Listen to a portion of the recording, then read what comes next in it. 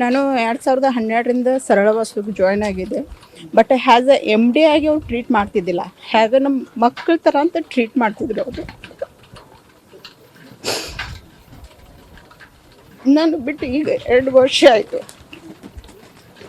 ನನ್ನ maternity leave ಸಂಬಂಧ ನಾನು ಬಿಟ್ಟಿದ್ದೆ. ಬಟ್ ಟಿ ವಿಯಲ್ಲಿ ಇದು ನ್ಯೂಸ್ ನೋಡಿ ನಾನು ತುಂಬ ಆಘಾತ ಆಯಿತು. ಇದು ನಂಬಿಕೆ ಆಗಿಲ್ಲ ನನಗೆ.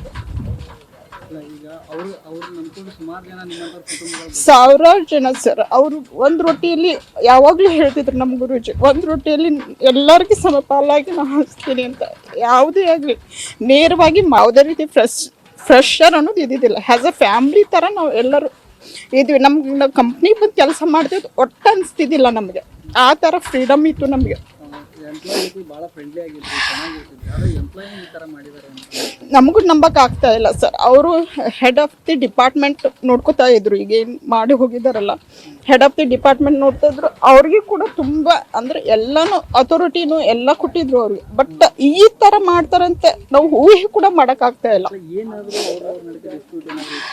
ನಾವು ಇತ್ತಾಗ ಯಾವುದೂ ಇಲ್ಲ ಸರ್. ಹ್ಯಾಸ್ ಅ ನಾನು ಟೀಮ್ ಲೀಡರ್ ಆಗಿ ವರ್ಕ್ ಮಾಡಿದ್ದೀನಿ, ಹ್ಯಾಸ್ ಅ ಮ್ಯಾನೇಜರ್ ಆಗಿ ವರ್ಕ್ ಮಾಡಿದ್ದೀನಿ. ಬಟ್ ಆ ಥರ ವೈಮನ್ಸ್ ಯಾವುದೂ ಇದ್ದಿದ್ದಿಲ್ಲ. ಬಟ್ ನಿನ್ನೆ ಅದು ಸಿಚುವೇಶನ್ ನೋಡಿದಾಗೆ ನಮಗೆ ನಂಬಕ್ಕಾಗ್ತಾ ಇಲ್ಲ, ಈ ಥರ ಮಾಡಿದ್ದಾರೆ ಇವರು ಅಂತ ಹೇಳಿ. ಸುನೀತಾ ಹಿರೇಮಠ ಅಂತ.